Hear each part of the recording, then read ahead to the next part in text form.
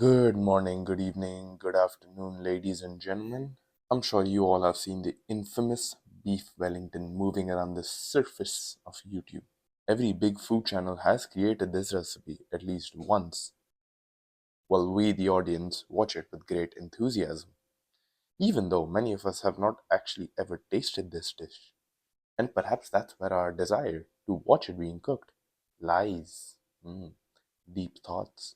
Actually really wanted to try making the beef Wellington, but upon scouring the internet to find the recipe, look at the ingredients, I came across this huge hurdle of life: money. Now, you see, the main ingredient of the beef Wellington is actually the beef tenderloin, and this delicious cut of meat is utterly expensive, at least for me. And if you don't know me, I'm a broke university student that's living in a ridiculously expensive city, Toronto. And I'm surviving through the kindness of my parents. And so I can't really afford to be buying 50, 60, $70 pieces of meat to create a singular dish. I believe I'm not alone in this endeavor to find a cheaper yet similar tasting alternative. And though it won't be anything remotely similar to the original beef Wellington, well, at least it will fulfill my craving. I'm bound to upset a lot of people with this video, so feel free to express all of your hatred down in the comments below. So, after exploring the depths of Toronto's supermarkets, this is our food haul. What we got. I obviously have onions and garlic at home, combined with the mushrooms to make the duxelle. There's no price on this, but I did take a picture of the grocery store price. The mushrooms cost me about $3, which is a pretty good deal, I would say. I think the prosciutto was about $7 or something like that. The pork tenderloin, I mean, this bad boy was a decent deal. For $9 almost, we got two of them. So, well, now that we know how much this dish actually costs when we're making it on a budget and using false meat, let's actually get started. Every great beef Wellington recipe that I saw online started off with making a duxelle, and for that, we're going to be using the garlic and onions and the mushrooms, of course. Well, usually they ask for shallots, but I have white onion, and I'm not going to spend more money to get shallots specifically. And this series is all about making food on a budget. So we're gonna use this. I don't know if you guys watch anime, but recently I just finished watching this one called Frieren. Um, and don't mind me, I'm a little bit sick. Just have a little bit of a runny nose. But yeah, as I was saying, about Frieren, actually really good. My friend suggested it to me, and it starts off really slow, but after a point you realize that that's what the whole anime is about. It's about this elven mage whose hero team just defeated the demon king, and now her journey across the continent. It explores the possibilities of a second chance. Um, how you don't need to have another life like what a generic isekai is like. You don't need to have the possibility of a second life to become better, I guess, but rather just use that same life and the opportunities that are given to you. Another thing that I really like about Freeren is how great the writing for the characters is. None of the characters are, well, I would say almost not all of them. They're they're given quite a bit of importance. They're not just introduced and then sidelined. Even the slightest of details for each of the characters, it's impeccable. Actually, it makes you feel connected to the characters. I don't think a lot of anime actually do that. And overall, just the animation, the art style, is truly beautiful. It's one of those anime that you'll watch and be surprised by how good the animation is. Oh man, this is a lot of onion. This gotta be finely chopped.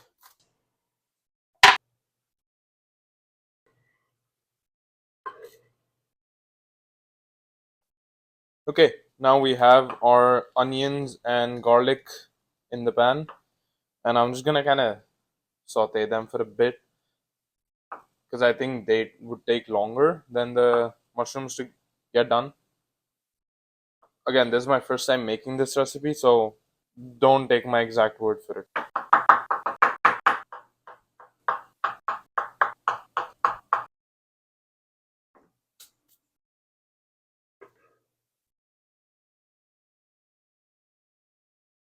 I think the recipe also calls for some fresh thyme. I don't have that, so I'm gonna add like leaves that are already broken down, I think. Just add a few, and that's good enough. Now this is gonna take some time to cook. Ha! You see what I did there? I think the purpose of cooking this is to remove all the moisture from it. And I hope that's already happened. But I also know that if I add salt to the mushrooms and the onions, it's gonna draw out more of that water. So I'm gonna do that right now. I'm cooking this on high heat, hoping that all the water is gone. I should really be following a recipe, shouldn't I? You know, to be honest, this looks fine. I am totally not using the same pan that I used to make the duck sal. This is a different pan. And I'm gonna get it nice and hot so that we can sear our pork in it. Since I am actually using a substitute, and the pork is entirely different from the beef tenderloin in terms of the muscle fibers as well as the texture. It will require more cooking time and a different temperature. But I'll throw that up on the screen when you need it.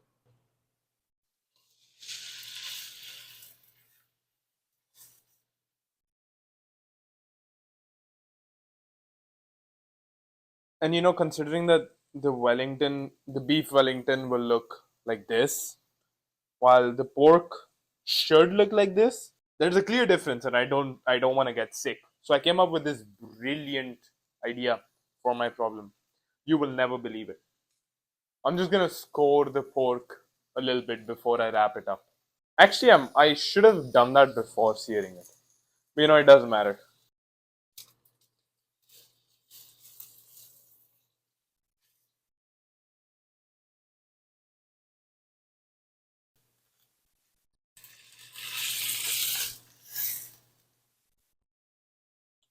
Well, you can already see the pork is starting to break down. Whereas a beef tenderloin would not be experiencing the same problem. And that's me guessing because I've never actually used a beef tenderloin in anything. I'm just gonna keep it simple. I'm gonna put some salt and pepper. That's it.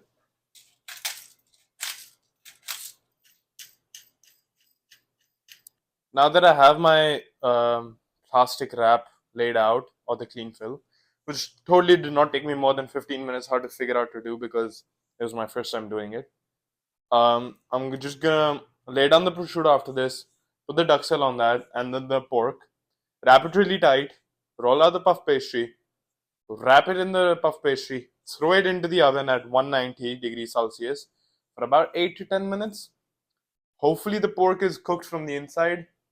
One thing that you guys should keep in mind is that I removed the puff pastry from the freezer to let it thaw like 2 hours before this. And the same goes for the pork as well. I'll let it come to room temperature. So just remove it from the fridge if you have it. Okay, so now we use our Italian imported prosciutto. Okay, this thing is kind of like melting in my hand. There's so much fat content in this. That should be good enough, right? Actually, you know what? I'm gonna do like half on each side. Yeah.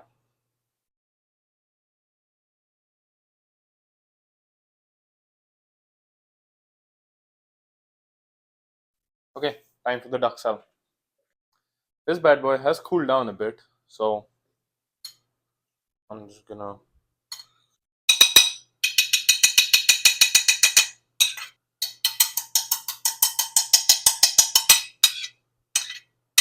Is this gonna be long enough? I don't know. I don't know how likely it would. I don't know. Should I should I go like this or like no? That's too long. That's what she said. I have to go like this. I have no other option. Oh my god. Okay. Now wrapping it. That's the part I've been dreading the most. Because if I fuck up, I'm gonna have to do this all again. Shit. Okay. Wish me luck.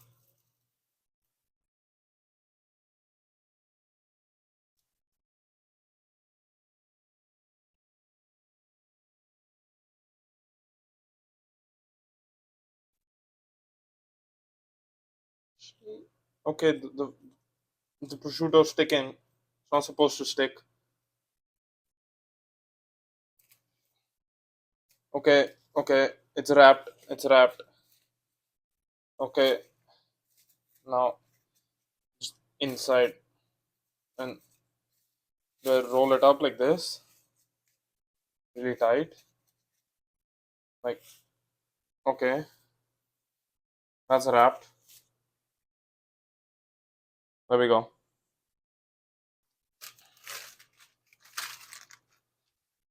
No, what the fuck? It's broken.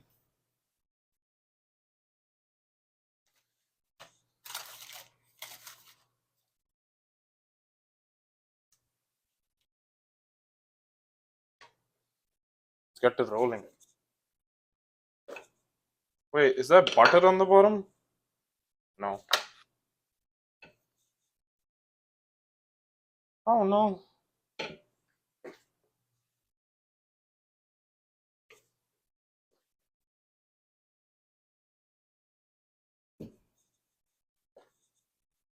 Well, this is good because it's repairing the broken part.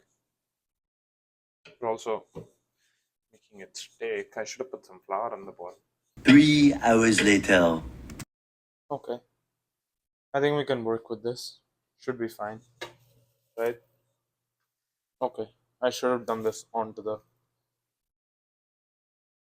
puff pastry. Here we go. Just gonna roll it. Oh no, it's not big enough. Oh no. Oh no.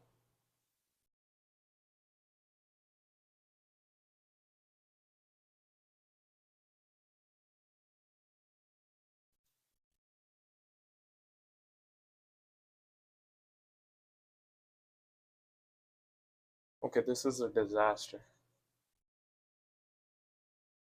Roll it.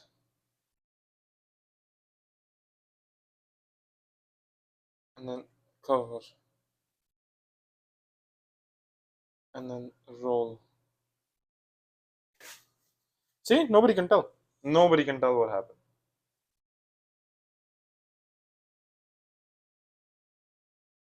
Looks perfect.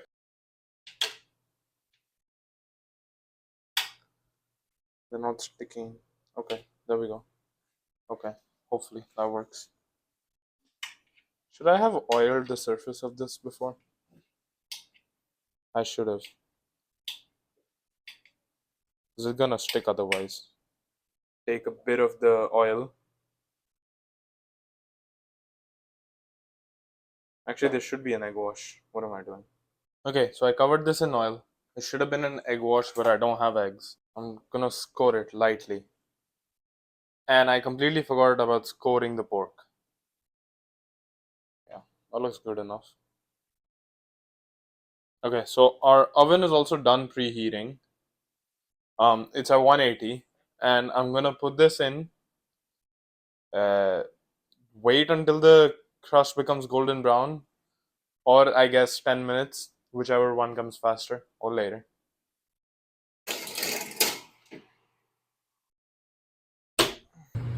Okay, so I've just taken this out of the oven.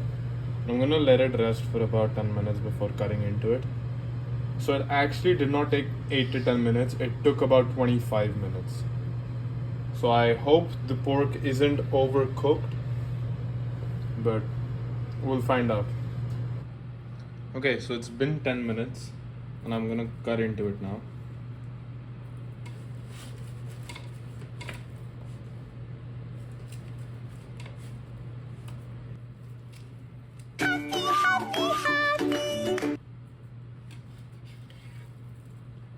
Whew, that looks so good.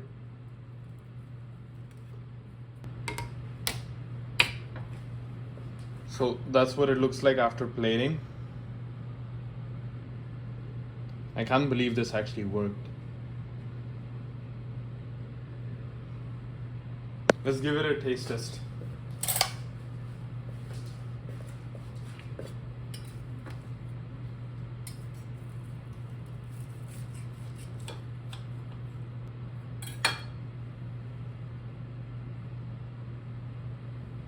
So hot. Mmm. That is absolutely delicious.